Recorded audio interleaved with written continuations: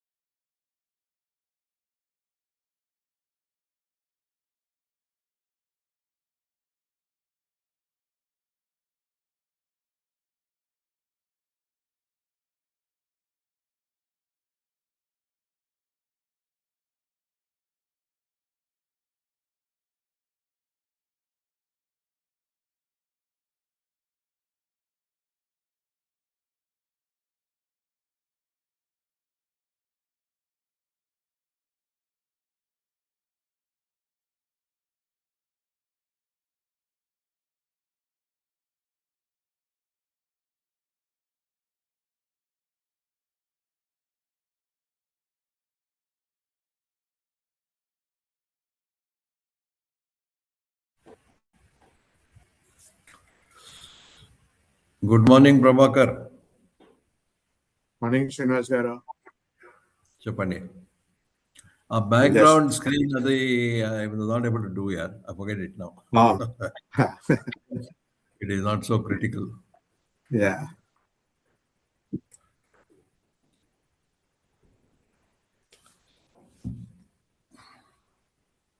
We'll just wait for another 2 minutes. Yeah. I'll kind of join back. There's somebody at the door. I'll join back in 2 minutes. Sure.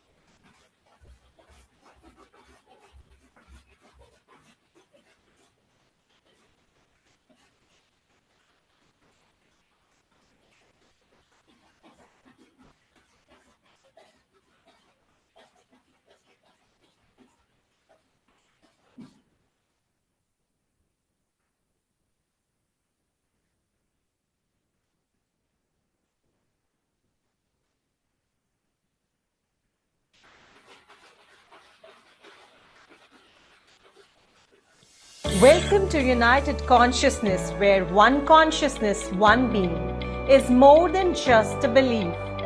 It's a movement, a global initiative that unites us all in the pursuit of peace, spiritual wisdom, and universal happiness. It's a global mission that's touching life across continents. If you have ever felt the need for connection, spiritual guidance, or just a sense of belonging, you are in the right place. Welcome to United Consciousness. United Consciousness is not just an organization. It's a living, breathing community dedicated to enhance the holistic well-being of over 3 lakh individuals worldwide. Our mission is simple yet profound. One consciousness, one being.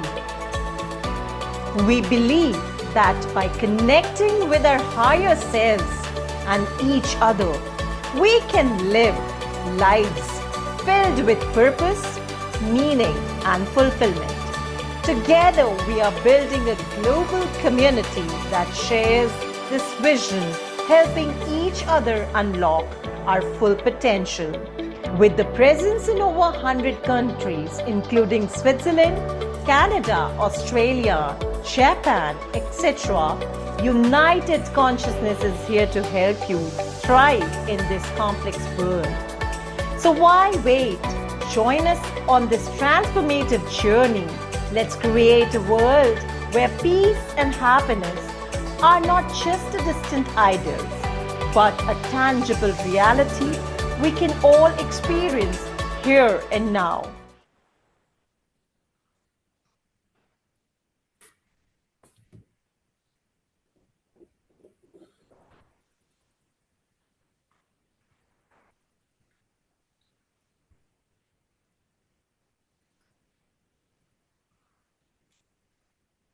Hussain, we can start? Yes, sir. Morning, everybody. Morning. Pleasure and privilege to welcome all of you.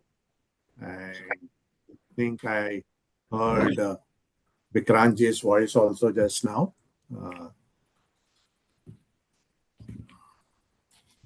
Namaste, Prabhakarji. So what we have today is, we just now saw the brief video about United Council, and I just wanted to add my own perspective to what my experience has been about United Council for Ancient Wisdom. And I don't know whether Mohit is here in the call or not, but I would actually like to thank Mohit for introducing me to United Council for Ancient Wisdom almost 3 years back. And the first time I interacted with the team of Vikrant and others was in Jaisalmer. And it's now been almost 4 years since I've been engaging with them, interacting, and through them, getting to know a whole lot of other friends, colleagues, peers, etc. What I really found interesting about the council is the passion with which they are wanting to re-establish the timeless essence of Indian wisdom, and trying to do it by linking it to modern concepts, modern philosophies, modern thought processes. And what they're also trying to do is do it in a very collaborative manner. What I mean by collaborative manner is trying to create a forum which comprises researchers, academicians, practitioners, professionals, bureaucrats, uh, senior leaders from very, very different disciplines, whether it's from armed forces, government, corporate, uh, academic institutes, etc. And what happens whenever we sort of meet and engage is a sort of a manthan. And from this manthan comes very, very interesting pathways through which we could actually pursue the vision and mission of the council. And one such pathway really has been is this was last year when we all met up in Bikaner.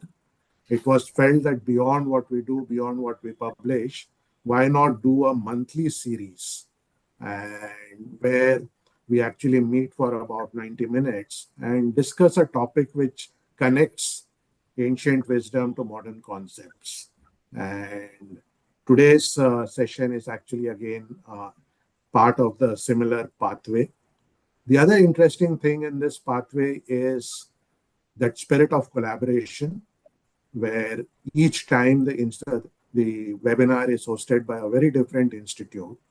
And today we have IIM Indore, and in the past we have had IIM Bodh Gaya, India, Murshidabad, and many others. And we really have a calendar lined out for the next 8 to 10 months. And the other thing is it's very, very clear. We tend to do it on the last Saturday of every month, so there is predictability. And I personally have realized that when you have a predictable schedule, adherence to it, commitment, everything starts increasing. I would like to take this opportunity to first thank Vikrantji for giving us the opportunity.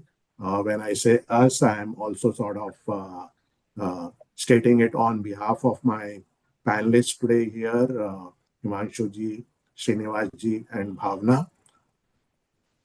What we will do is, I'll just set a brief context and then we will get on to the discussion specifically. Maybe Mohsen, before we I set the context, would you want to play the videos to introduce the panelists? Yes, sir. Can I play? Yeah.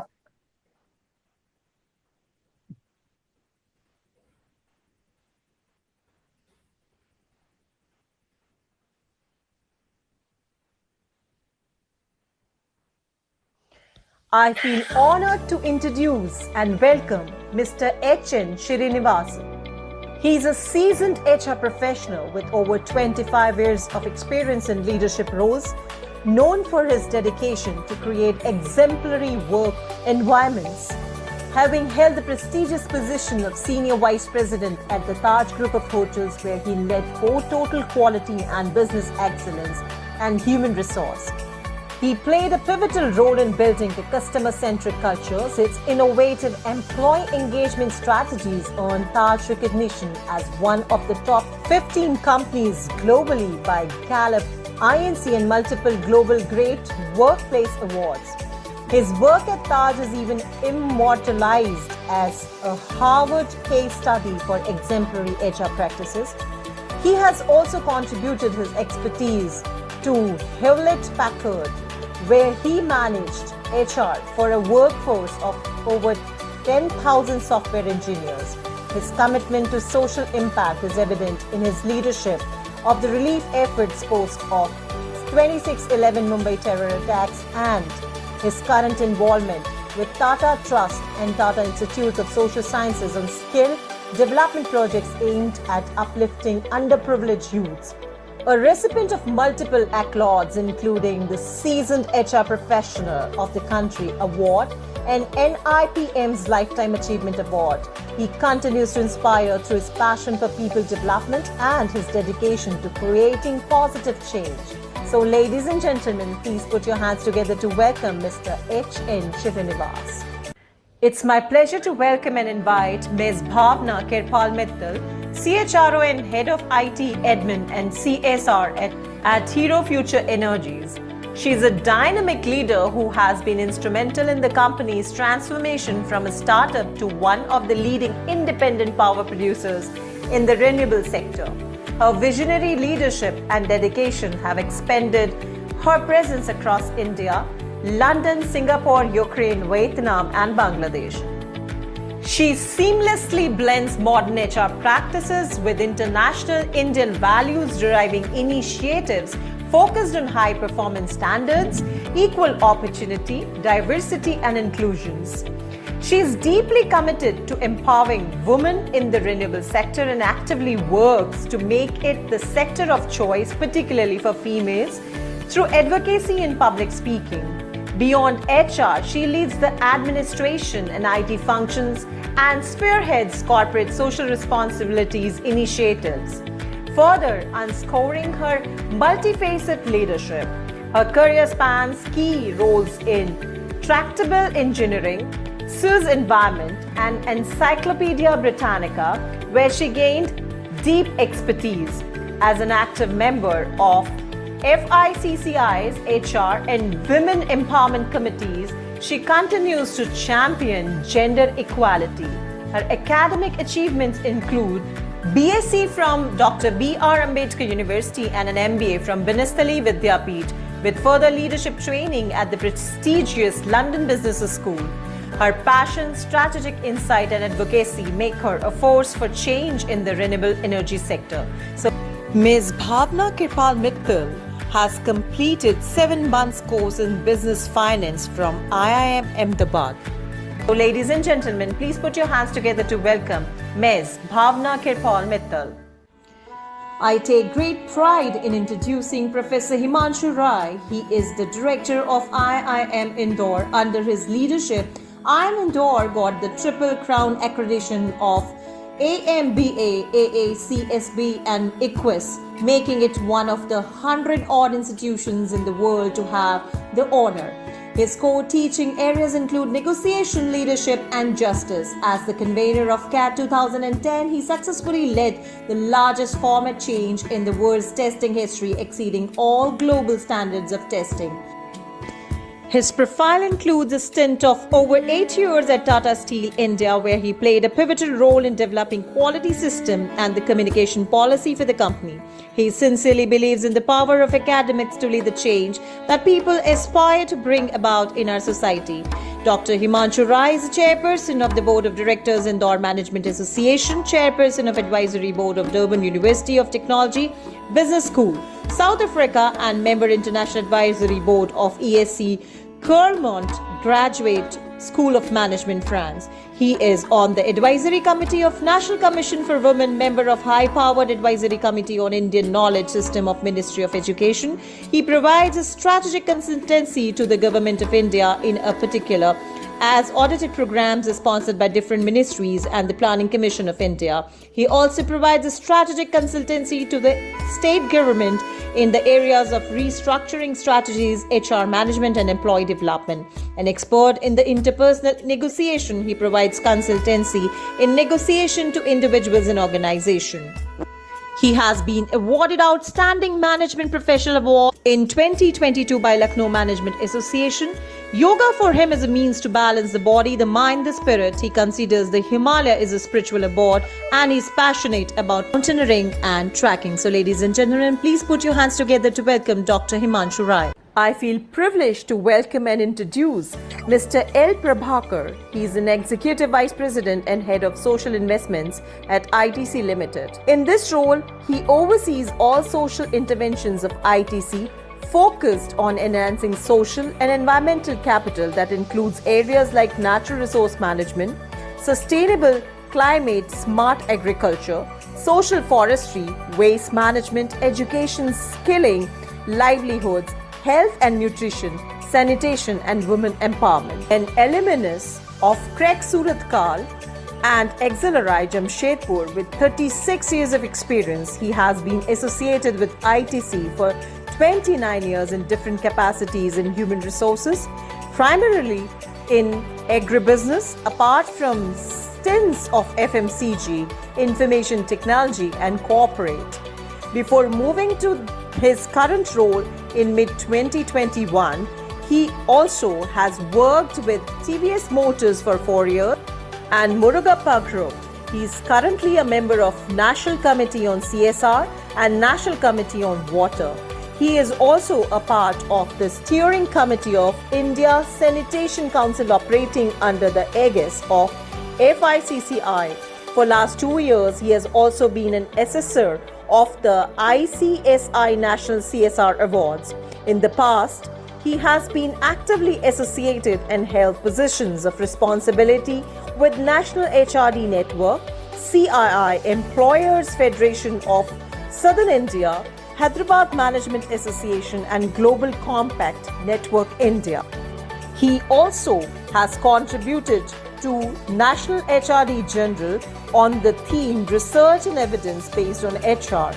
In 2012, he, on behalf of National HRD, worked closely with Wayne Brookbank of RBL Group and the team at University of Michigan on the Global HR Competencies Research. So, ladies and gentlemen, please put your hands together to welcome Mr. L. Prabhakar. Thank you, Mohsin. I think many of us who have been associated with the council have now sort of got used to these videos, and compliments to the team for putting up such videos. Sometimes we wonder, is it really talking about us or somebody else? But thanks to all of you. Thank you, Srinivasji. Thank you, Himanshuji. Thank you, Bhavna.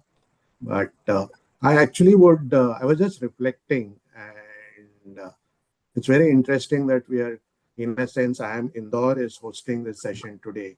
And firstly, I'd like to take this opportunity to congratulate Himanshu. I think this will be the 30th year of IIM Indore. It's a very important milestone.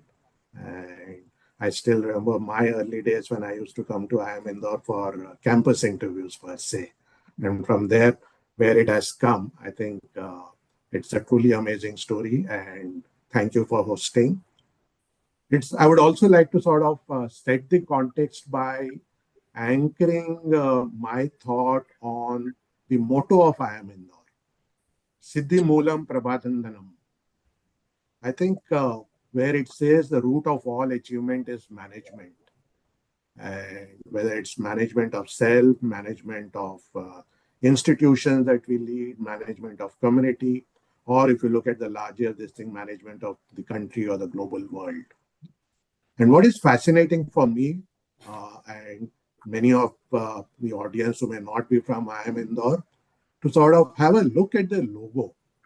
It's a very interesting logo, which is sort of a circle in 4 segments.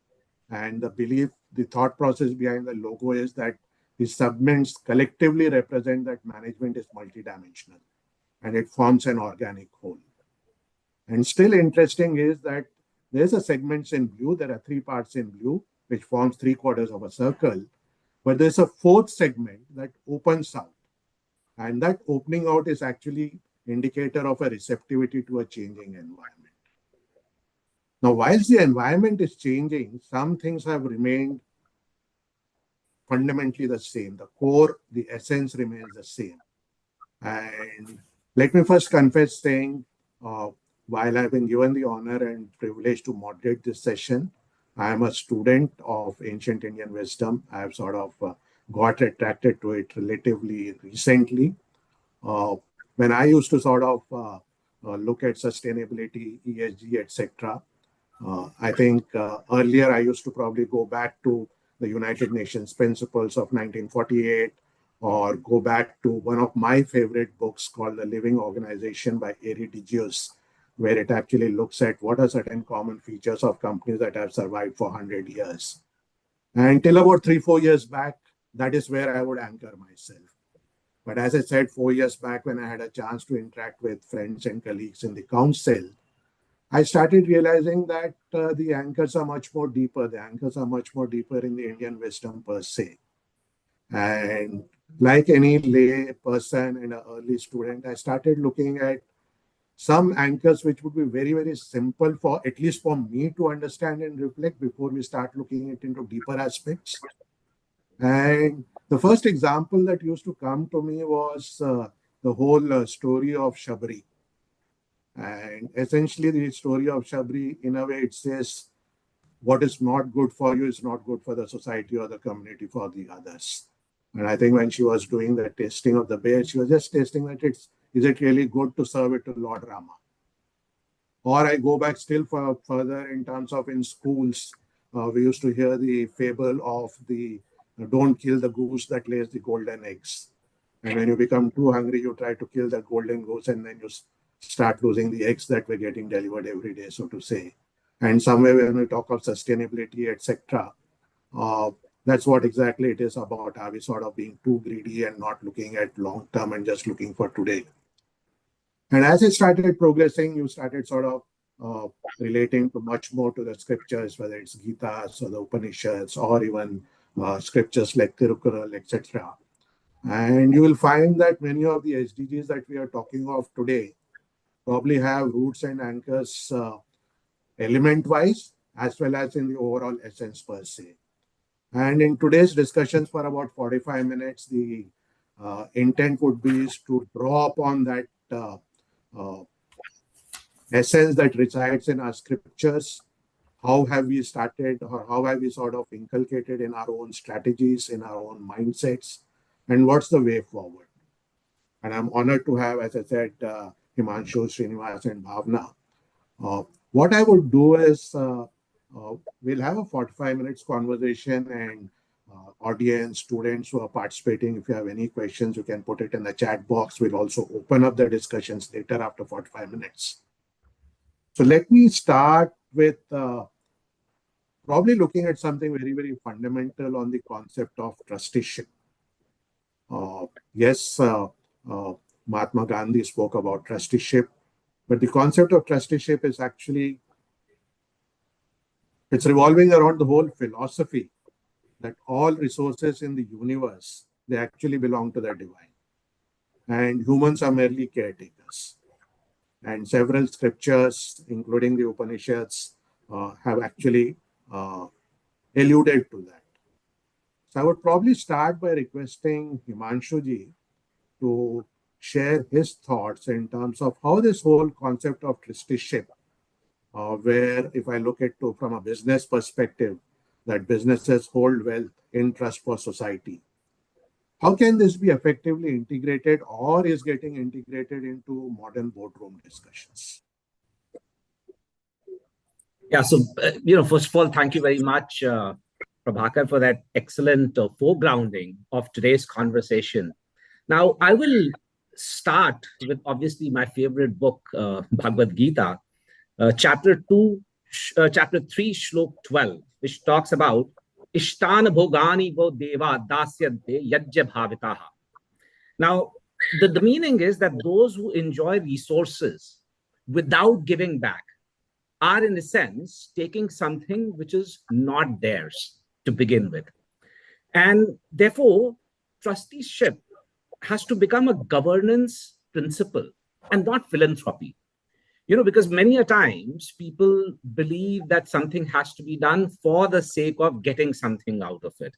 So I should be engaging in CSR because it'll give me a better branding. It'll give me a better fame, etc., etc. But not looking at, say, CSR as an end unto itself.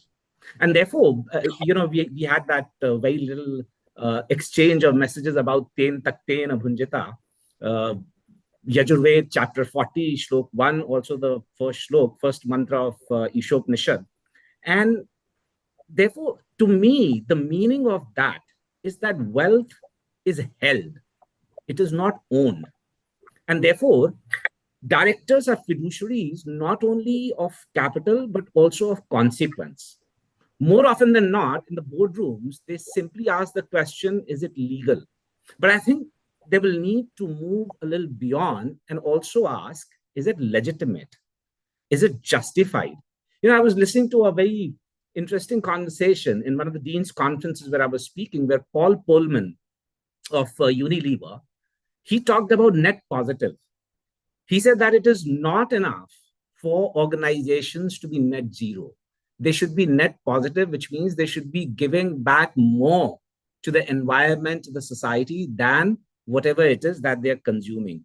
And therefore, the practical boardroom questions that I would say a modern boardroom should be asking itself is, are we extracting or are we regenerating? The second question, who bears the hidden cost of our margins? Number three, would this decision stand an ethical scrutiny, say 20 years from now? Not today, because when you start looking at the yardstick of today, you completely forget that we are leaving behind also a world for the next generation.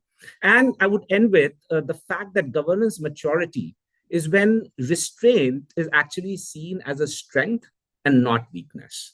I'll stop here for the time being.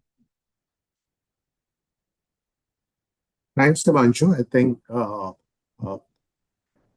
the aspect where you said that it's not just about visibility or short term, but really in terms of legitimacy, standing the test of time.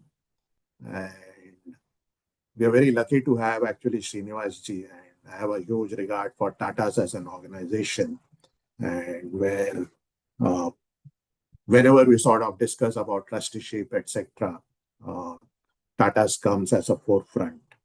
So I would like to hear from Srinivasji in terms of, to me, when I sort of look at, and Tata's now is a global organization, it's not just based in India, and working in different contexts, etc. What do you think has helped Tata's embrace this philosophy of trusteeship? And in a sense, if I really look at Vasudhaiva Kutumbakam, could you sort of share your thoughts, perspectives on how have you experienced it in Tata's, and what do you think makes Tata such a unique organization?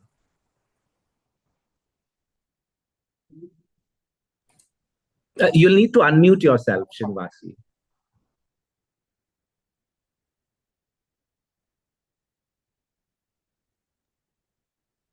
You to unmute, sir.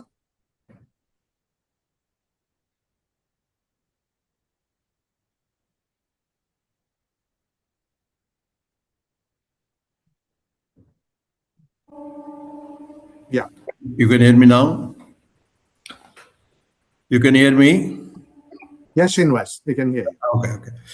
So let me at the outset thank United Consciousness and also the other panel members who are assembled here and the people who are on the call for sparing their time to listen to our conversations and insights. And well, to talk about Tata's, I need to go back to what the founder thought as the fundamental purpose and principle for establishing a business organization.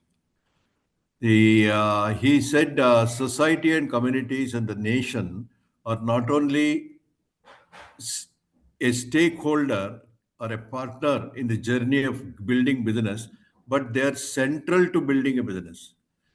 He defined way back in 1895 three core values for Tata Group. And the first one was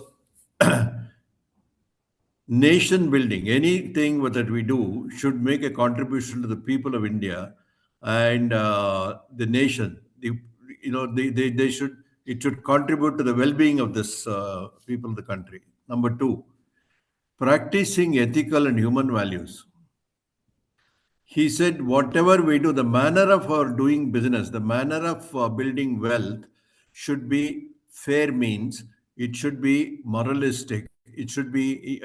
It should follow certain approved standards of dharma, which is ethical values and human values, and violating them and achieving success, I think, is evil, and there is no point in even pursuing it. And number three, he said very interestingly, those days in 1895 was We will achieve success in business by building strong relationships with all sections of people. What we say in the boards today, stakeholder, multi-stakeholder relationships. There is a committee in all the boards these days, in publicly listed boards particularly. There is a stakeholder relationship committee. And you are supposed to understand the needs and requirements of each of the stakeholders and respond creatively and create a plan, view out a plan that integrates the needs and expectations of different stakeholders into a company action plan, and you have your clarity of delivering it, you have an execution mechanism, how you are delivering it.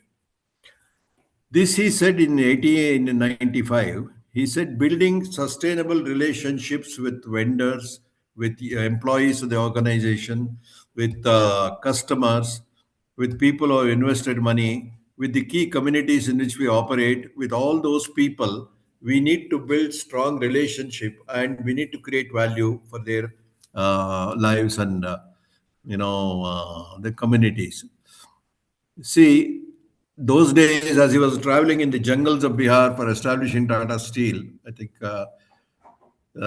somebody mentioned he worked in, I think Himanshu mentioned he worked in Tata Steel Communications, and I'm so elated to hear that. I'm sure he would have worked with Sanjay Singh and people like that. Yes, he was my immediate boss. Was my very close friend. And anyway, so way back in 1895, 94, those years when he was traveling in the jungles of Bihar, he would see only few settlements, which are tribal settlements, at distances like 40 kilometers, 50 kilometers, and it's dense and thick jungle. And once he decides on the site where he should set up Tata Steel near the Dimna Lake, those days he had to get all the technical expertise and consultants from England, and he goes to England, and the first set of consultants he brings to India. I mean, J.J. Rani used to be very fond of narrating the story in all his important meetings. He said the first consultants he brought to India were Dr. Mrs. and Sydney, Miss Beatrice Webb, Mrs. Sydney and Beatrice Webb, who were Fabian sociologists. He brought them to India to conduct a social audit among the tribal settlements in the jungles of Bihar, understand their needs and aspirations, translate them into some kind of a program, particularly skill development program, which supports hiring children of these settlements into jobs of Tata Steel after a certain training to be imparted to them. So this is how the fundamental foundational principle of building relationships, of practicing ethical values, human values, and contributing something to nation building was actually brought in practice and demonstrated by Tata Steel. It was the manner and way in which one conducts business is to respect all the stakeholders. There is no point in hard bargaining with the supplier and then making him feel so uncomfortable and get a very, very competitive rate so that he posts losses and he is suffering, but he wants to continue his association with you because you are a branded company. We work towards ensuring that supplier makes good profits, dealers make good profits, employees are happy. On the board of Tata Steel those days, I think Himanshu will know, we had Dr. Saram Vishwesharaya. He served on the board of Tata Steel for more than 30 years. And very interestingly, the union president those days in 23, 24 and all that, 1922, 23, 24, he got to deal with was none other than Netaji Subhash Chandra Bose. So between the two, they have created what is called a strategic plan. It is written by Sir Saram Vishwesharaya. It is available in Tata Archives in Jamshedpur. I'm sure some of you must have seen that if you've been to Jamshedpur, which talks about how do you rise and lift the welfare of people as the central theme. People, he means community, society, employees, whoever is working with Tata Steel. He doesn't differentiate this as customer. If I do this in the short term, I get profit. If I do this in the long term, I get profit. Keeping profit as some kind of a lighthouse goal and then manipulating the rest of the context in a manner that slowly and gradually he moved towards that. That was not the way, that was not the philosophy with which he worked. He said profits will happen. Profits are extremely important, undoubtedly. It helps you create wealth. It helps you to innovate. It helps you to deliver new products, create different kind of unique value to the society. All that it works. It works. It's very important.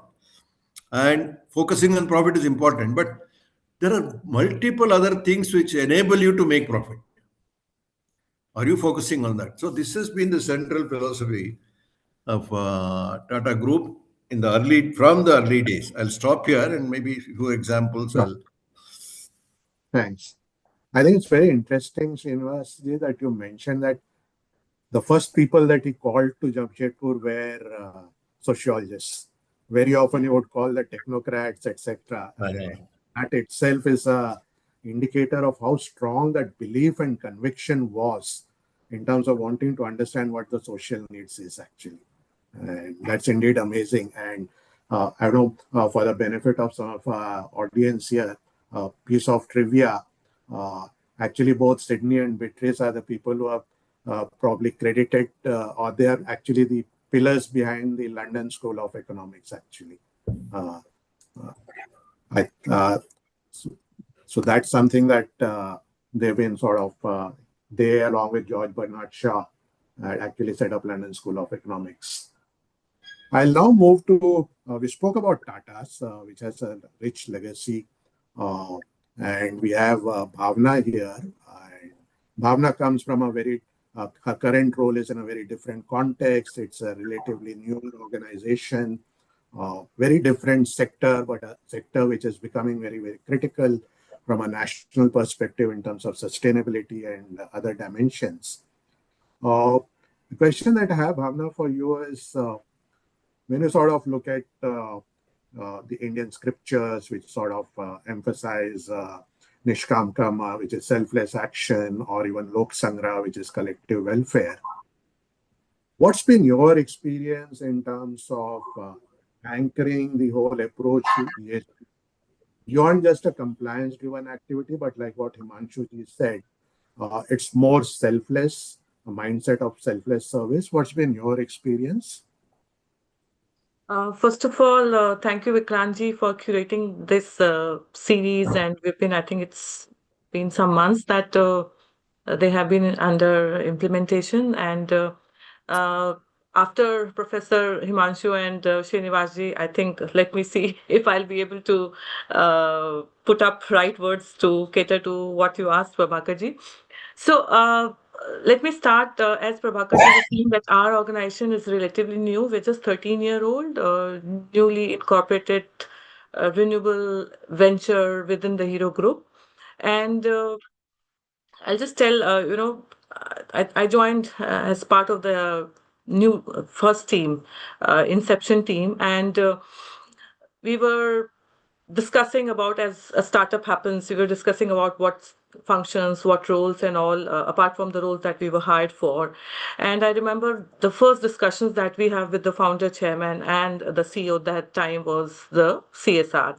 And as as a person 13 years back, I thought, oh, it's not a mandate for us. And then I realized that the group doesn't care. Of course, mandates are important and we have to be a compliant driven organization. But if CSR is done or ESG principles are adopted beyond doing it just for the compliance sake and are taken in a manner where responsible seva bhav is adopted by people, it actually aligns with the compliance principles but goes much beyond that. And what Professor Himanshu was saying, that they have to live long years. It's not that we do one activity and just we get out of that area and we leave that to die its natural death. The principle, if it's approached by the philosophy that we will work in societies, we'll work for communities with a larger vision. It may be a small project, but if it's long lived, it will bring a value to the people that they deserve. And again, going back to Professor Himanshu's saying that wealth is held, not owned, of course. And if we go back to the Vedas, idam namam. So this is not mine alone. If this principle is actually taken by people who are implementers or who are curators of these ESG goals and CSR policies and projects, I think we can achieve a lot. And this is what I actually have experienced in the Hero Group. Uh, you know, ESG goals have to be anchored in long-term vital outcomes and leaders. And we always say that CSR policies or projects cannot be framed in the boardrooms. You have to be with people, you have to understand their needs, and then curate programs along with their views.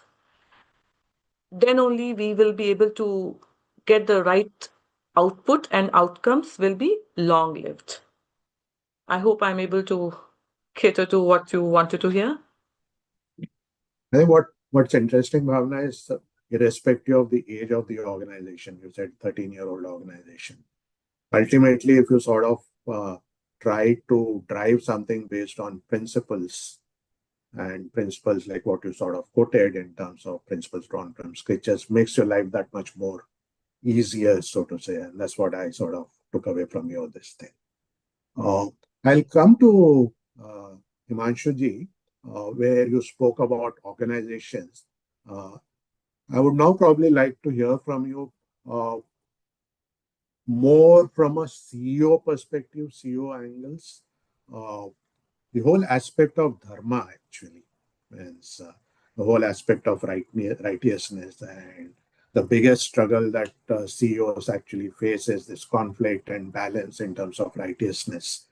And what's been your experience, and what does Raj Dharma mean for modern CEOs when they're trying to maximize profits at one hand, but also they need to take care of societal and well-being? And I've also sort of seen and heard you articulate this within your institution also, and you sort of have taken it outside the institution to the work that you do in the community, etc. So maybe we could look at it from two lenses, one from a CEO lens, and second, really also your own personal perspective. Certainly. First of all, let me kind of add on to what Srinivasji pointed out. So I've been fortunate enough to work with Tata Steel for 8.5 years, joining as a GT, 5.5 years on the shop floor doing projects, and then 3 years in corporate communication. And one of the things that stayed with me, and I will foreground this as a segue into what I think about leadership and what we do at IIM Indore, was another statement which was always there in the Tatas, and that is, what is good for India is good for the Tatas. By the way, Ford made the exact opposite statement, saying what is good for Ford is good for America at that point of time. And this is not to kind of point fingers, but I'm talking about a certain philosophy. And therefore, one of the things that I've always held here at IIM Indore is that what is good for India is good for IIM Indore. And what is good for IIM Indore is good for me, is good for my faculty colleagues, is good for the entire IIM Indore community. So the entire concept has to start with what is it that our nation requires. So when we talk about the Raj Dharma, let me talk about, first of all, just the construct of Raj Dharma and ethical leadership. First of all, it has to be a daily practice and not something which comes out in the speeches, during the Founders Day or some annual celebration in an organization. And the question the CEOs ought to be asking themselves is, how do we embed ethics beyond policies? So, and the second important point is that they need to understand that yadyat acharati shrestha. Leaders, they shape norms. They create something called the idealized influence. And therefore, people look up to their behavior. And we keep saying that etad desh prasuta se sakashadad janmanaha swam swam charitram shikshrena prithvivyam sarvamanava. This country has produced many people who, by the sheer strength of their character, have played a role model to many others. Now, first of all, the leader has to understand, therefore, his or her Raj Dharma, And that is to have a behavior which is in line with the value system that the organization represents. And for that, they should be willing to actually accept personal inconveniences if it comes to values.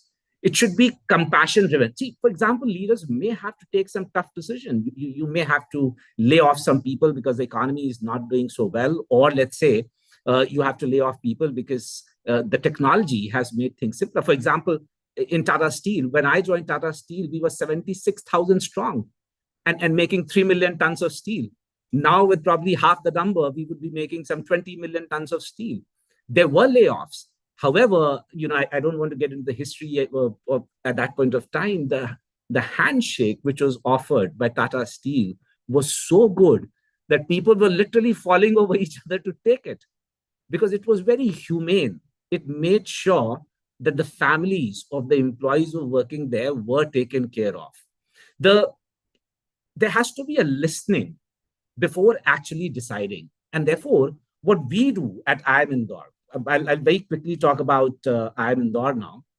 One of the things that we have done is in our mission statement, we have put in a word called socially conscious. We talk about being contextually relevant. We talk about being world-class, but we also talk about being socially conscious. And what we say at IIM Indore is that this is what separates IIM Indore from everybody else.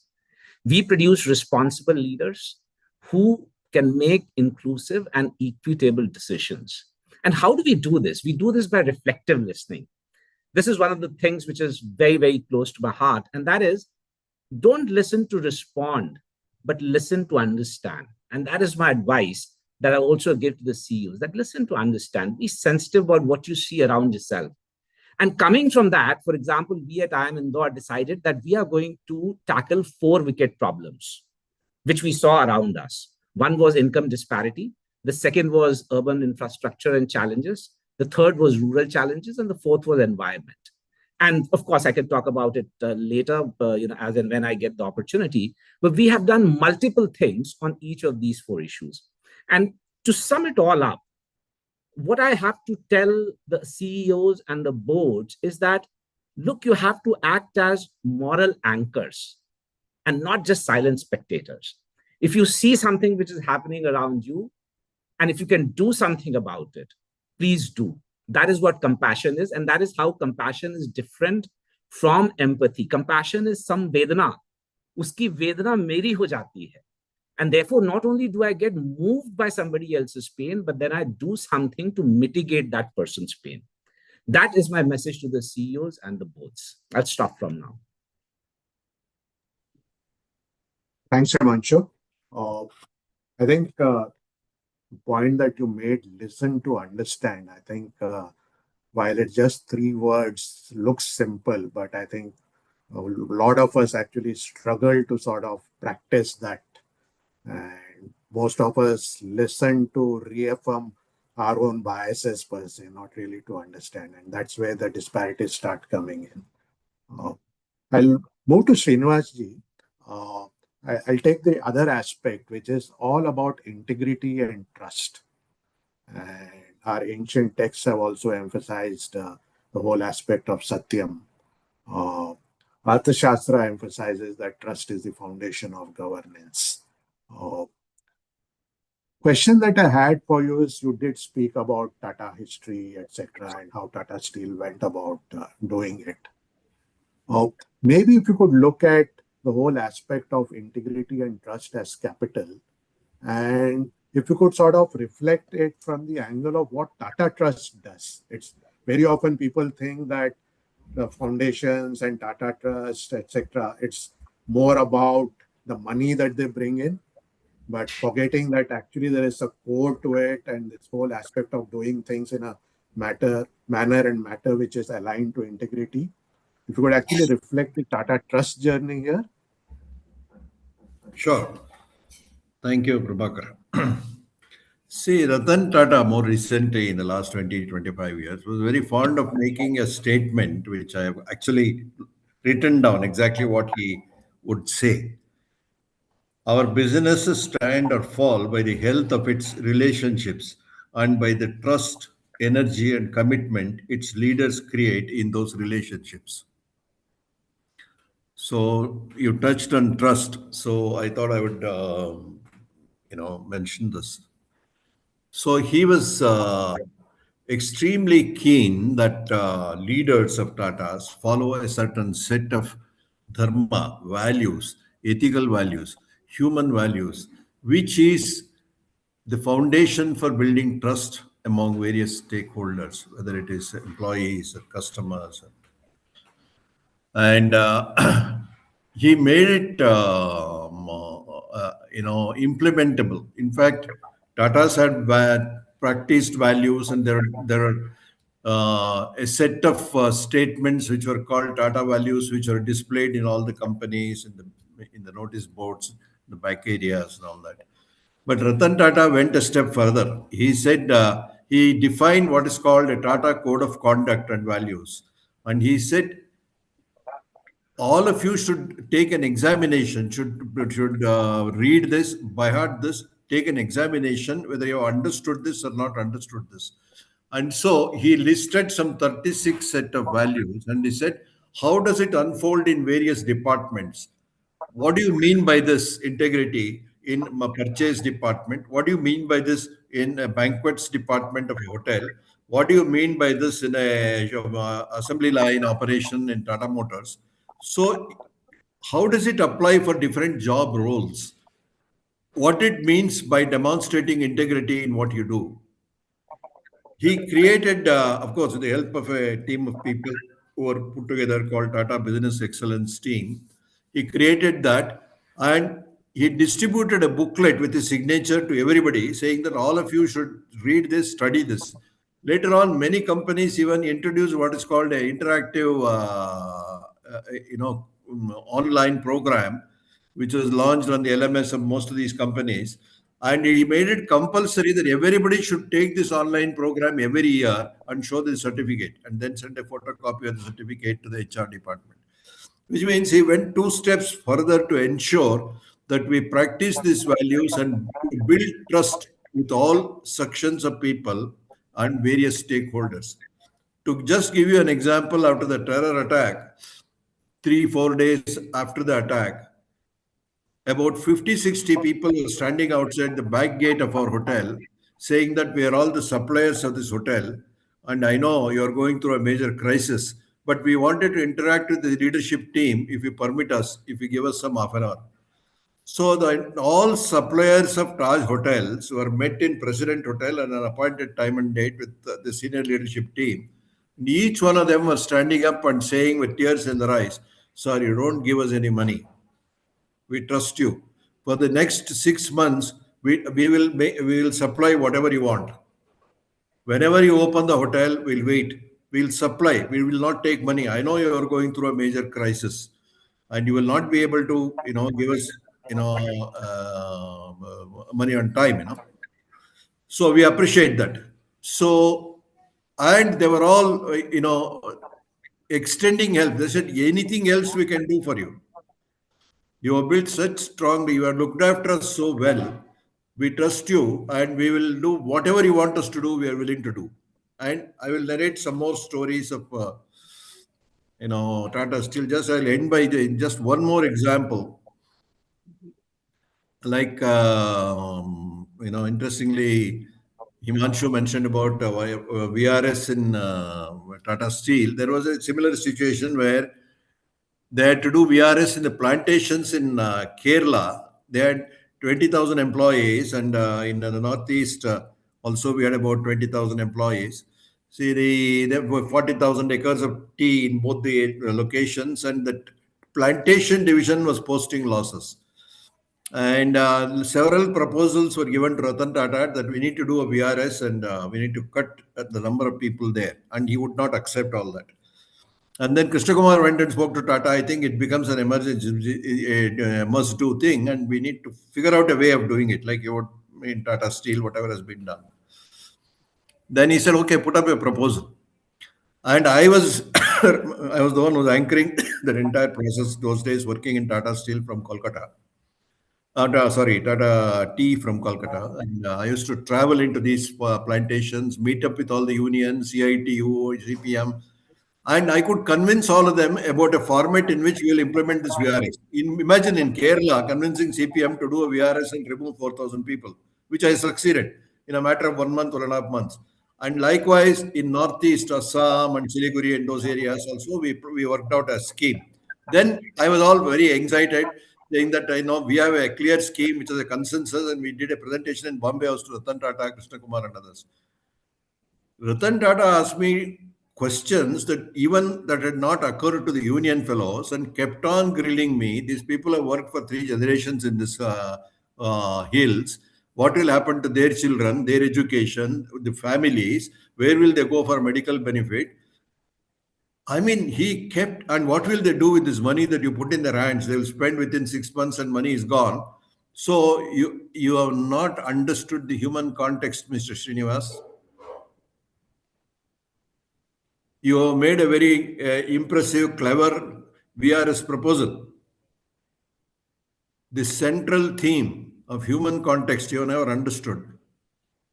It's an emotional issue for me. Go and work backwards. Come back after 1 month. What I convinced and I had got signed off from all the unions, I could not convince Ratan Tata. I just wanted to give this example. So I'll stop here and wait for her. Just to add over there, Prabhakar, sorry for kind of No, please. But in 1998, Srinivasji, when this Tata Code of Conduct was introduced, and R&T had asked us, we at Corporate Communications were mandated to get every employee's signature on it. Correct. So he made sure that everyone actually read it, and we still remember one of our employees, who was also a cricketer, was out playing a series abroad, and we had to wait for him, and he was the last person who then signed the Tata Code of Conduct. So not only was it introduced, but it was introduced with its full spirit that everyone read, sign, and follow. Yeah, back to you, Prabhakar. Yeah. And I think, Srinivasji, like when you gave that thing of, it's not just about doing the VRS, but in fact, even as you said, the union leaders or the families also, they also, when you look at VRS, they tend to look at here and now how much I have got it. But they also don't look at what's life after that. And exactly. Pushing you back to sort of think for them also and not just think about Tata. I think that's the whole essence of trust and integrity, actually. Bhavna, over to you. We sort of heard Himanshu and Srinivas talk about ethical leadership. And this is something that gets manifested again in Gita, which sets the standards for society, or even in Upanishads. There's also the whole discourse about compassion. And Himanshu also touched upon it. And even when Srinivas gave the example, I think when Mr. Tata spoke about it, it was compassion for his employees and their families, etc. What's your thoughts and experience? How can you build a culture where I think what was said is ethical leadership is not just a policy, but it's a practice actually. And what's been your experience? Do you see boards also imbibing Karuna-driven leadership, or is it always hard numbers, bottom line, etc.? So, in my experience, and I'll especially talk about the current company where I've been there for 13 years. So, I think the very essence of my being there 13 years also speaks a lot about the group, the culture, the values that we have imbibed from the chairman emeritus, Dr. Bemal Munjal, and his teachings. So, and, I always say that, people make culture, and we always talk about culture and we think that, oh, it's the other person who will drive the culture, not me. And a lot of times people misunderstand culture and values and the whole essence of how companies emerge stronger with value driven approach, saying that, oh, it's only leadership or HR. And I'll talk about our journey here, where we've inherited the core values and ethos from the main hero group, and in our value system we have humility and respect as core values, in addition to being agile, being innovative, all that. But these are core values which we live every day. And we always say that if you actually, as an organization, if you uh, tolerate a bad behavior, that's actually what sets a culture. That's not the only the good behavior, because that becomes a wrong example. And coming back to the leadership, here in our setup, the board members truly value what values should be inherited or should be taken forward as an organization, especially as a young organization that we are there. And how do you sustain that culture and that agility for years to come? So it's not, we're not planning for 2 years, 5 years, planning for, say, next 50 years. And especially a company that is committed to building or, building a planet that will be positive for future generations. We truly emphasize these aspects. And I always say that uh, you can borrow from Upanishads that tat tvam asi, that you are. And in the board, we always talk about that leaders have to be the role models. Leaders have to walk the talk. And in our context, we say leaders have to walk the green talk, because it's not that, we are a sustainable company, but our actions should be equally sustainable in all aspects. And you talk about Karuna. So Karuna and important aspect, that's again part of our culture. And secondly, uh, you know, for decision making, Vivek, that when you are in a not a positive situation, how do you ensure that you keep your calm and you still take an action or implement a decision that may not be cash positive in today's term, but it will actually reap benefits not only in terms of financial growth or commercials, but also creating value for everyone who gets impacted. Like Srinivasji was talking about Tata culture, and they said that, VRS, but how it will impact ahead. You need to talk about that. And that is what the spirit in our setup is, that, okay, we are there to make profit. It's a for-profit company, but how will that profit involve communities, make we can see an impact there, and they have a long-term alignment with us. And in terms of what flows from the leadership and what flows from the founder chairman, I'll just give one example. The day we set up this company and the day we spoke about CSR or projects for communities, we coined a word, inclusive growth. And we said, yes, we are there to set up projects, we'll do the power generation, but we will work with communities in the area where we set up projects and think of inclusive growth, not just one action to just tick mark the CSR, or just to implement the project and we don't care about the environment and we cause harm to the environment while implementing our projects. The approach has to be really thought driven, ensuring that the flora, fauna, or the communities are not impacted wrongly. The employees also understand the core essence of why we exist and follow the leader's footsteps and contribute to, uh, we proudly say we're greening the planet, but we have to live the essence of greening the planet.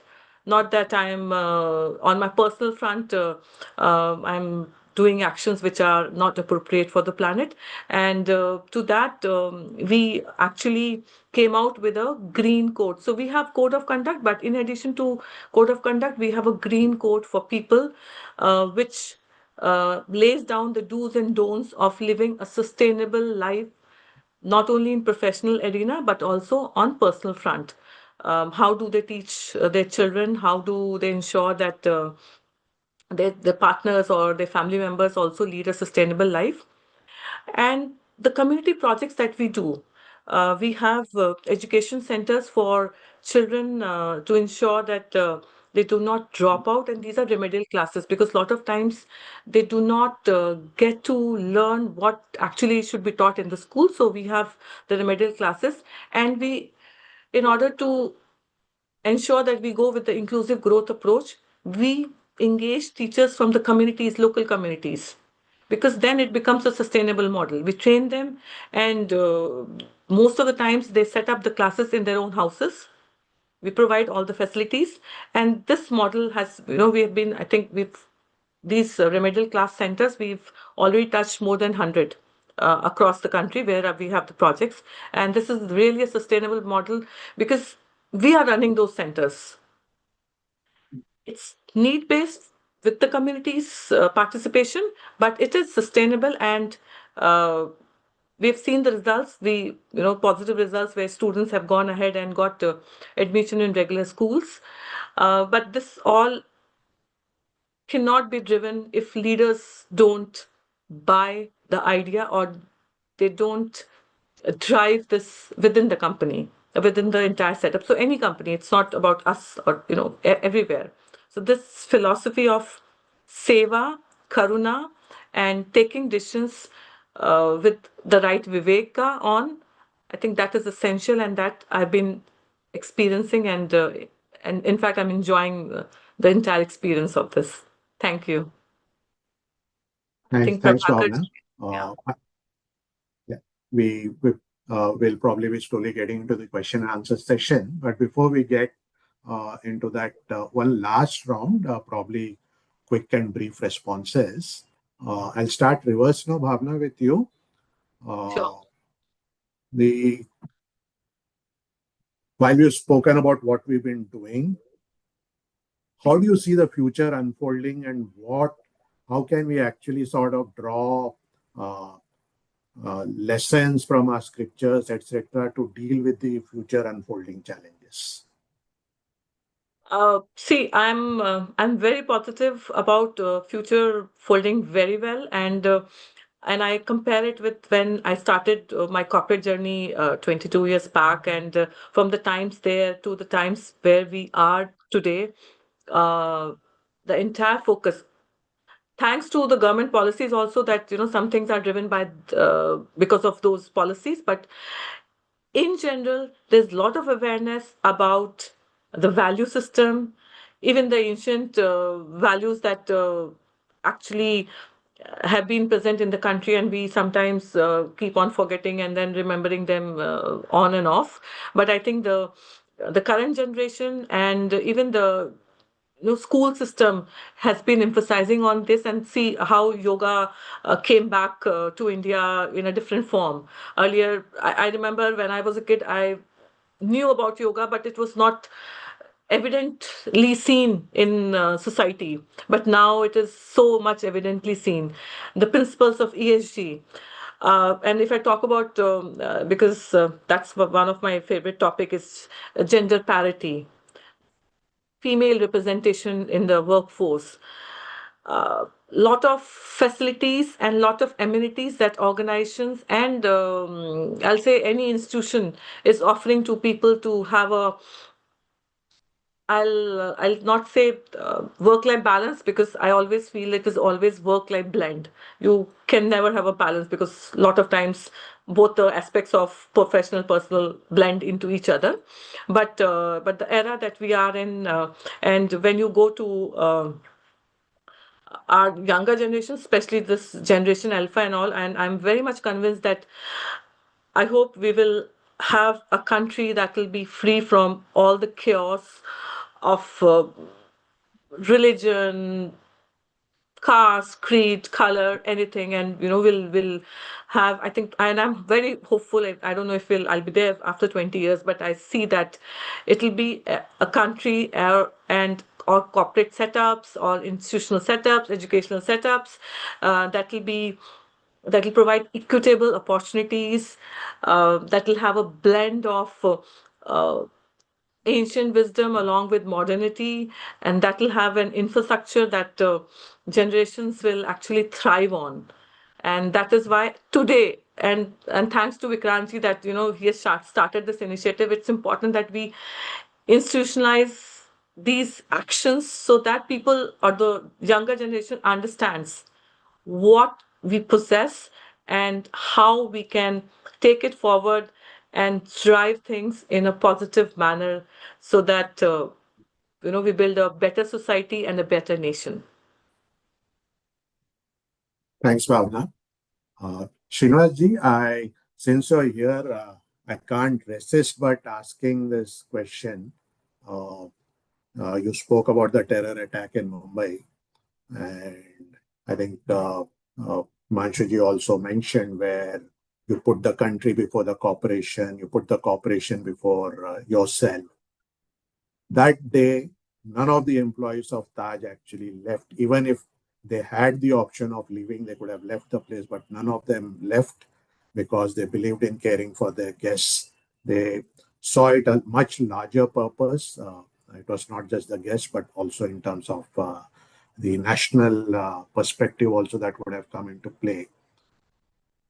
What do you think made it happen? Means, yes, values, culture, etc. But getting the entire hotel's team there that day to sort of instinctively and without any sort of reservations act the way they acted, what do you think was the secret behind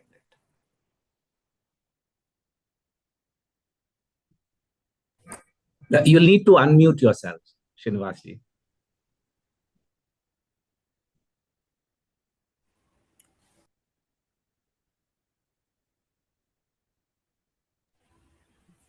Yeah, thank you for asking this question.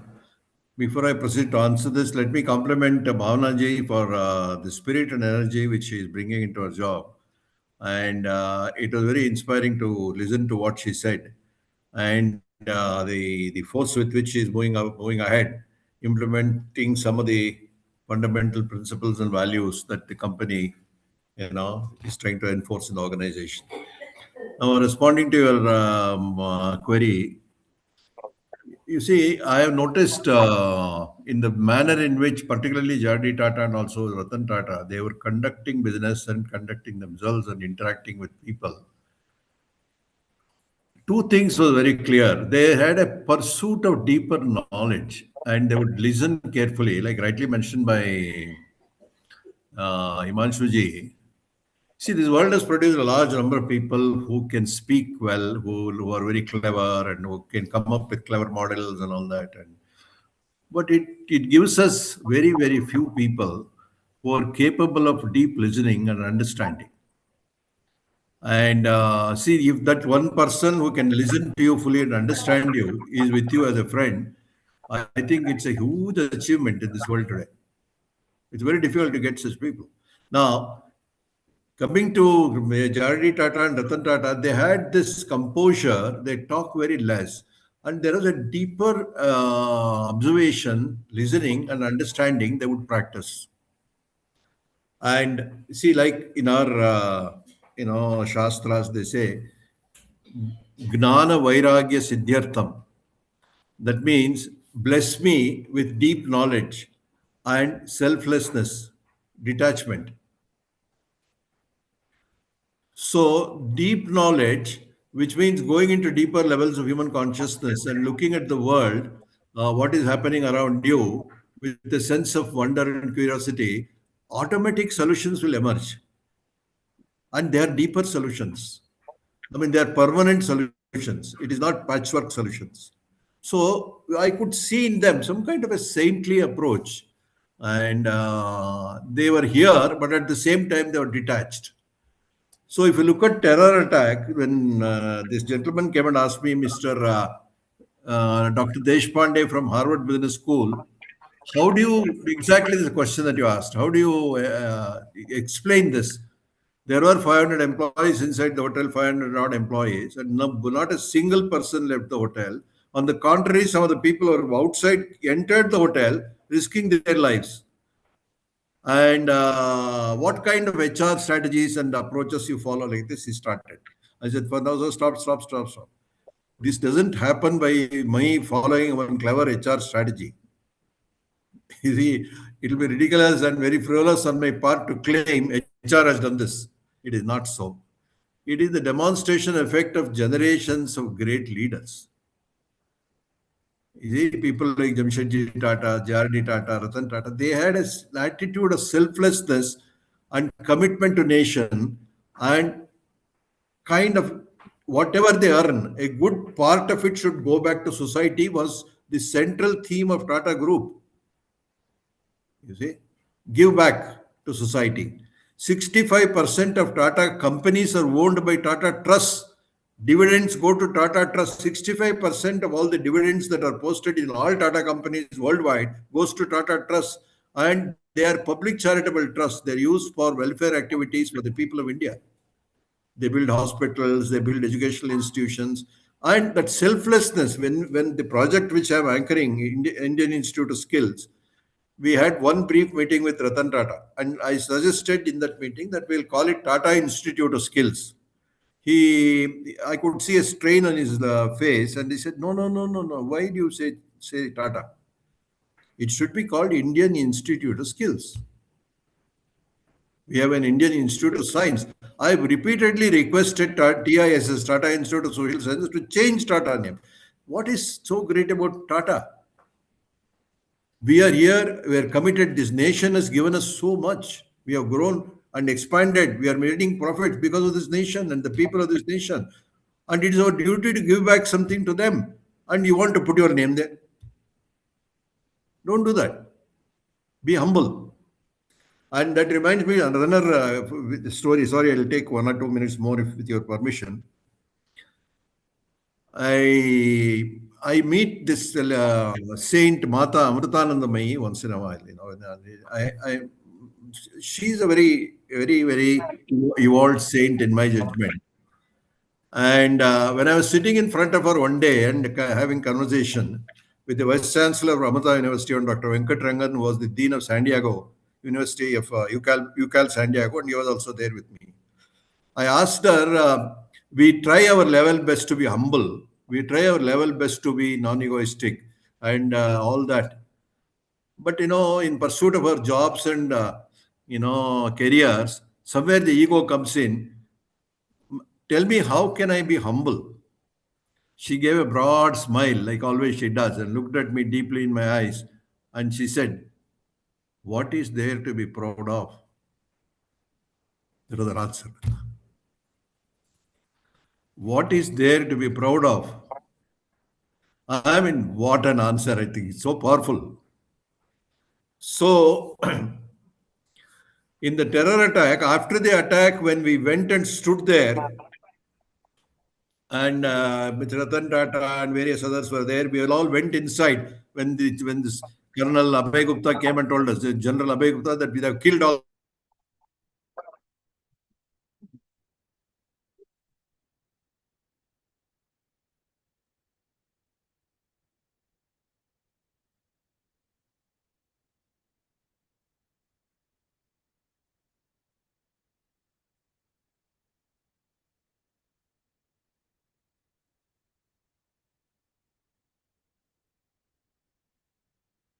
Understand what has happened, but I would make a statement after I have learned what is going on here and what has happened.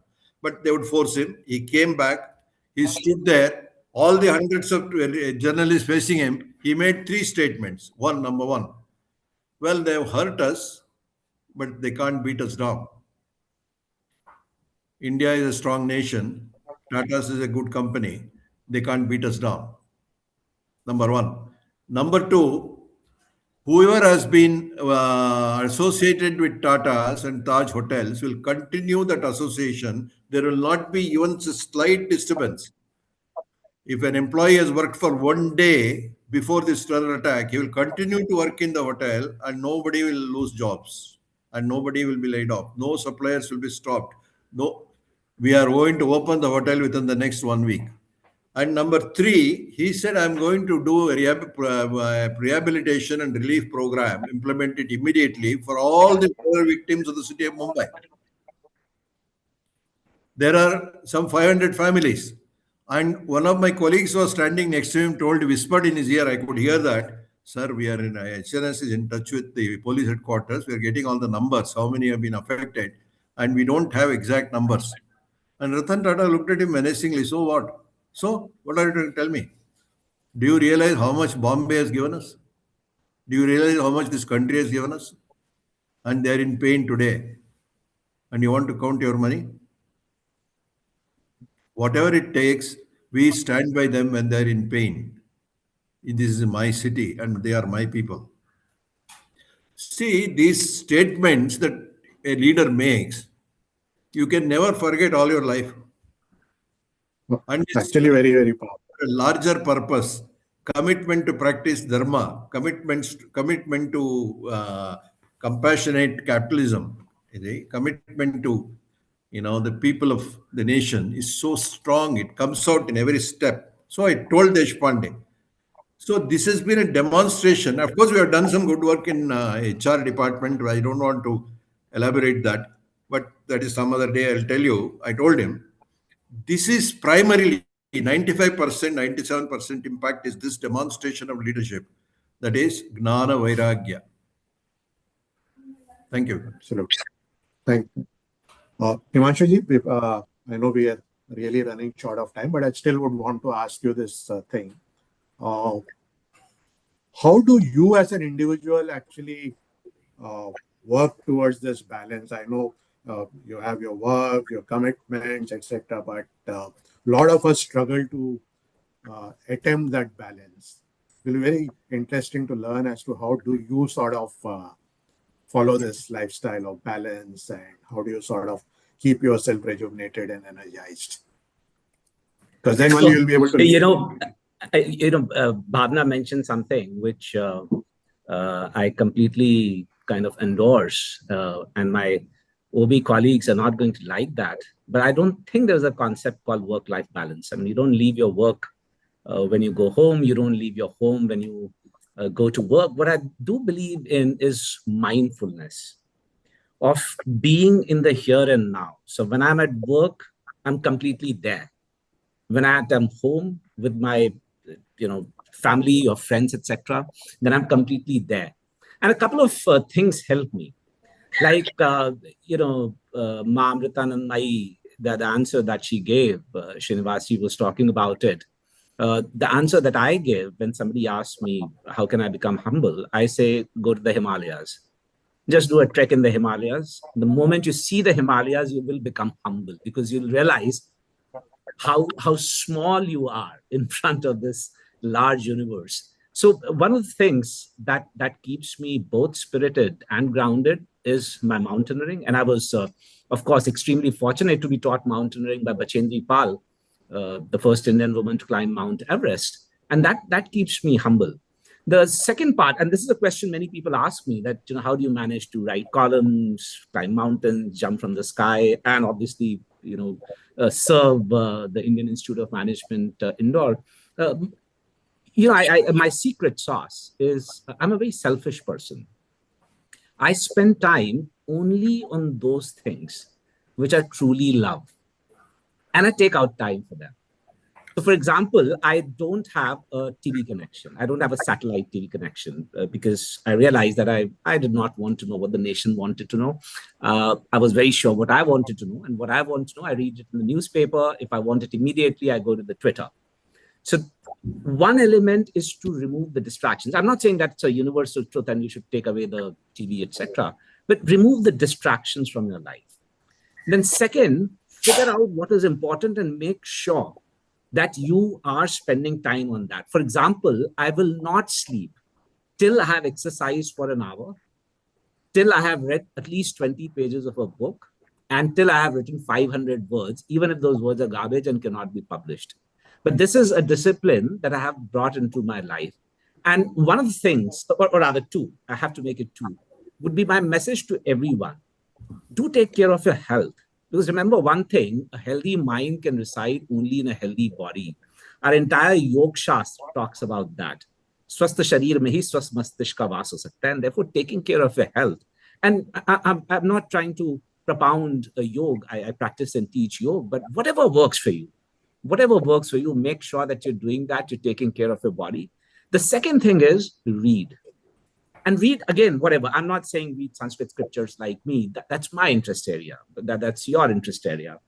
But whatever it is that you read, why? Because books take you to places that you would otherwise not go to, makes you meet people who you may otherwise not meet, and make you feel the emotions that you may otherwise not feel. And therefore, once you read a book, you embark on a journey which can be both humbling as well as learning, particularly learning more about yourself.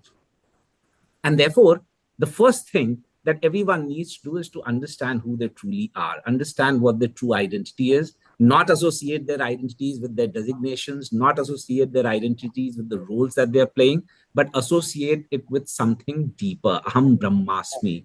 Associate it with being a part of this universe. And the moment you start doing that, start feeling joyful because you know that you're a part of this larger universe. And universe is beautiful. Like what Bhavna was saying, that she's very hopeful about the future. I'm extremely hopeful and optimistic about the future. I do not buy the fact when people say कि इस generation को ये नहीं आता, ये generation ऐसी है. No.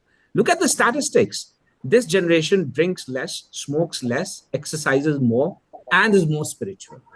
And when I look at my students, I totally believe that this is not just anecdotal evidence, but this is real hardcore evidence. And therefore, if one can do all of this, I think you can, through this mindfulness, by focusing on your areas of interest and by making sure that you're taking very good care of yourself and you're self-aware, you can be very happy and balanced. Thank you much. Audience must be wondering, why did I ask a question which is more related to individual? And it was deliberate from my side, because what you spoke about at an individual level is also right at an institutional level. And the corporate has to be mindful, corporate has to be reflective. And if corporates are not healthy enough to exist, how will they actually add value for the society? So that's the lesson for me there. Mohsin, are there any questions from the audience? The only request I would have, whoever is having a question, if you could be very brief. And if it's a question for any specific panelist, you may please mention that.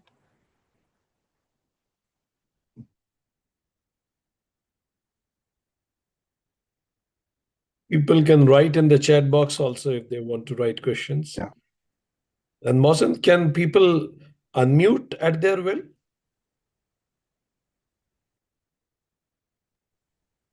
Yes, sir.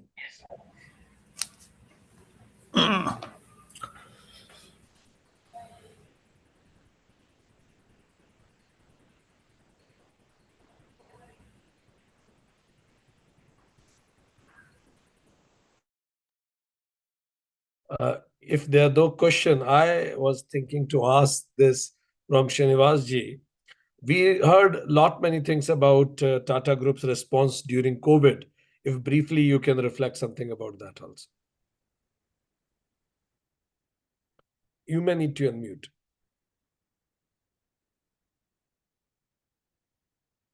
Automatically gets muted. Anyway, so Tata Group has what is called a National Disaster Management Committee, and when I was there, Mr. Muthuraman was the chairman of that committee, and I was also a member. That's it. There were about 15 people. I was also a member, and whenever there is a tsunami and all that, and subsequently this, particularly during COVID, a substantial amount of money was released from Tata Trust for this COVID. And we were asked to implement a plan, a detailed plan across the country in different locations, and make a presentation to chairman and get it cleared those days. And I was not there in service during COVID period. I had retired by then, but this is what I hear. And whether it is that PP, what is that equipment that was being supplied during those days, and 27 hotels of Taj Group was converted into COVID rehabilitation centers. And the amount of work that we did, that 1,000 employees and managers of Tata Group was kind of brought on board to go to different locations to do COVID rehabilitation work. 1,000 employees. And I hear that later on it increased. The second wave of COVID, there was 3,000-4,000 people who were working on COVID rehabilitation. And Tata Group has, with between Tata Tea and Tata Steel, Tata Motors, and various other companies, about 25, 30 hospitals. The doctors were all pulled into action to work on rehabilitation of COVID. Tata's played a major role in responding to COVID and managing the crisis. Working closely with Indian Institute of Medical Research, vaccines and all that, distribution of that. A major role was played by Tata's in addressing this COVID crisis and extending help.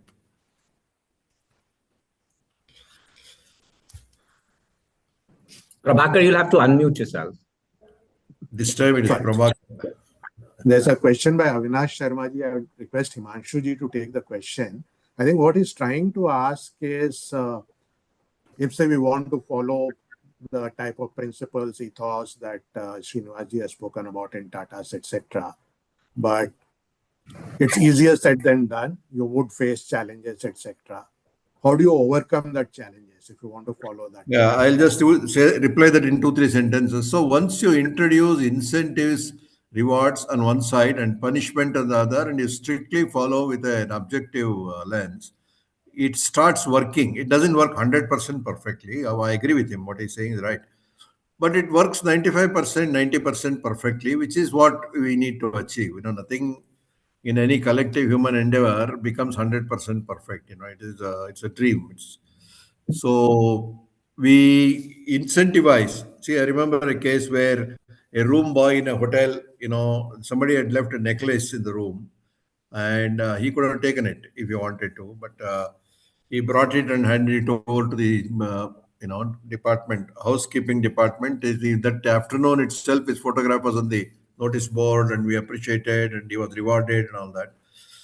And somebody stretched an extra mile to keep the customer happy who was struggling with some problem, and it was immediately recognized. And somebody who violated the rule, for instance, one MD of a company violated, and Ratan Tata Finance. And Ratan Tata went to the press and did a press conference accepting responsibility for the mistakes that have happened in Tata Finance, for whatever you want to call it, fraud or misappropriation. He said, all the shareholders of Tata Finance are safe. I am committing myself to reimburse whatever, to ensure that money is safe and employees are safe. But the top leadership team, which was involved in this fraud, all of them will go and they will not work with Tatas because they've broken fundamental code of conduct of Tatas. So punishment, there is a demonstration effect. Everybody is looking at this punishment, and they understand what he means by code of conduct. By implementing such tough measures, gradually, that culture spreads in the company. It's Okay, Himanshu so ji, I would probably ask you yeah, to- I'll add on to it, Prabhakar. Yeah. Asked me. At two levels. One, the institutional level. When I came into academia after working with Tata Steel, I used to invite my boss, who was also my mentor and my local guardian, Sanjay Singh, that Srinivas spoke about, to talk about ethics. And I still recall the first time when he came in 2008 to the IIM that I was in, the title of his PowerPoint was "To be ethical and to be in Delhi."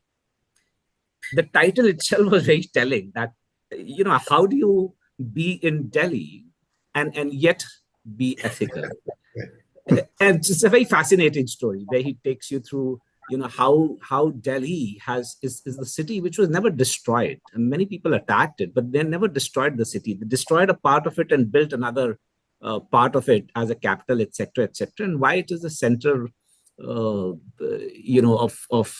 not just power, but also other things. And what he used to say was that if you have your red lines drawn very clearly, that this is something we will not do, then it becomes easier. The challenge happens if you violate one of your red lines, because then the moral slippery slope is too steep. It's very steep. You don't know where you will stop once you start slipping. And therefore, the lesson is that whatever value systems you have, stick to them. Stick to them like glue. Now, how can an individual do it? I would say by developing courage. In the absence of courage, you cannot practice any other value system. When Arjun started shivering in Mahabharata, looking at who he was going to fight, Krishna admonished him by saying, Kshudram hridyam daurbalyam tyaktam uttishta parantapa. Parantapa was the word that he used for Arjun, and that is slayer of enemies. And Krishna was not talking about the enemies that were in front of him. Krishna was talking about the enemy within, which was the fear of a self-defeating belief system, a fear of failure. Many people they want to pursue the right path, but they are afraid if they have enough resources to manage their life, if they pursue the right path. All I would suggest to these young people is that, if you can differentiate between your need and your desire, you will realize that you have enough. You will always have enough sansadhan, you'll always have enough resources. Like what Mahatma Gandhi said, that this universe has got enough to satisfy every man's need, but this universe will never have enough to satisfy even one man's greed. So can you do that? Two, can you get over this fear of failure by understanding that, look, if you are trailblazing, you will fall, you will stumble. A lesson that I've learned from a mountain range: simply because you failed in one or two things does not make you a failure. You become a failure the day you stop trying. And therefore, develop the courage inside yourself. And remember that hard work in life is necessary, but it is not sufficient. Beyond that, you need to have patience, perseverance, resilience, grit, that even if you fail, fall, stumble, you continue getting up and walking towards the path that you have chosen for yourself. Charai veti, charai veti. Thank you. That's so perfectly said. I just wanted to quickly respond to a query by Dr. Juneja. How can compassion move from a CSR obligation to a core business value? I think all the examples that either Srinivasji or Bhavna quoted actually was illustrating that. And if I were to sort of summarize it, what they were all trying to say, and that's how it gets integrated to business value, a realization that businesses cannot succeed in societies that fail. And I think whether when HNS spoke about getting those sociologists, it was realized that I cannot have a steel plant unless I take care of the society where the steel plant is going to come up. Or when Bhavna mentioned about when they were setting up the new manufacturing locations to look at what can be done for the society. I think that's very, very powerful. I know we are sort of 5 minutes beyond. I'll quickly, I dare not attempt to summarize what the panelists have said, but I would share my key takeaways. I think for me, my 5 key takeaways was one, this whole aspect, and which I'm calling it as 4 C's: character, compassion, connectedness, and conviction. I think I saw this coming very, very consistently in all the 3 speakers' thoughts. The second takeaway for me was what Bhavna actually mentioned, the blend of Seva, Karuna, Vivek, and Bhava. And how when you sort of put it all together, it sort of fits into what today we call as a nice strategy per se. So you can have all these elements in a strategy, and that's how you drive ESG. What Himanshuji said, listen to understand. I think very, very powerful. And essence of ESG, if you really ask me, is listening to understand and then framing your strategies based on Seva, Karuna, Vivek, and Bhava. The other one that really was very powerful for me was like what Srinivasji quoted, what is there to be proud of? And I think it's so deep, and thank you for sharing that. And last but not the least, I think if there is one single word that sort of captures everything what we can do as an individuals and as corporates, I think it's about mindfulness, what Himanshuji mentioned. So thank you for your time. Thank you for sharing your valuable insights. And Vikrantji, any comments from your side before we sort of close the session? Yes, no, it's amazing learning experience. I have written almost 4 or 5 pages. So it's mindfulness, and as they say Shubh Labh should come from Shubh means and should go to Shubh means back. So that's very heartwarming. Thank you very much, Raisa, for hosting this whole program. Thank you. I am Indore also for hosting it. Thank you, HNS sir. Thank you, Bhavna ji. And Prabhakar ji, so phenomenally you conducted everything. It's And I heart-touching. think The bliss. thank you to the entire backend team of United Council, which actually coordinated and put it up, and they sort of conducted it so seamlessly. Thanks to all of them, and thanks to all the people who have actually logged in on a Saturday to listen to the esteemed panelists, and really appreciate you participating.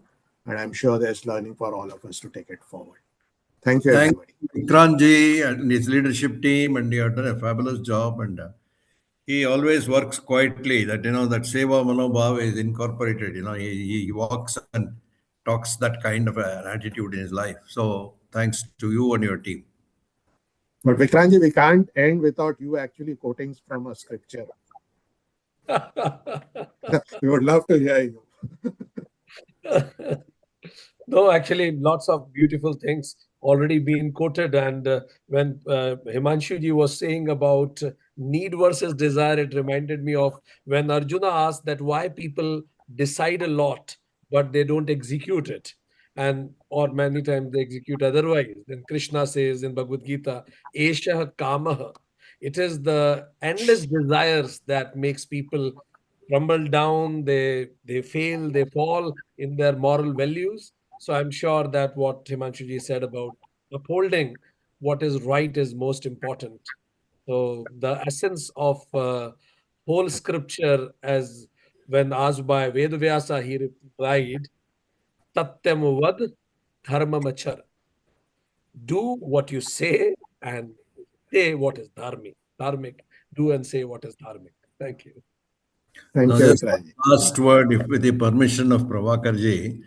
See, when you talk about ESG, that reference was made a couple of times. Shanti mantra, we talk about Dauhu Shantihi, Antarikshagam Shantihi, Prithvi Shantihi, Oshadaya Shantihi, Vanaspataya Shantihi, Sarve Deva Shanti. They're talking about let peace prevail in oceans, let peace prevail in all the vegetation and herbs, let peace prevail in the space, let peace prevail in the minds of people.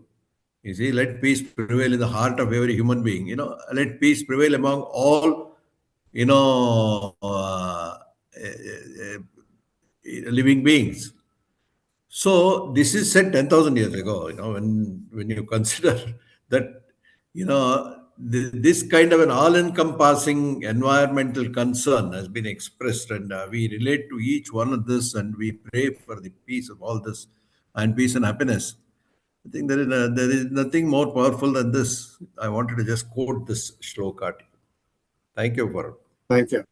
Thank you, everybody. Thank Thank you. you, everyone. Thank Thank you. you. Thank you. It's a pleasure being here. Bye. Thank you.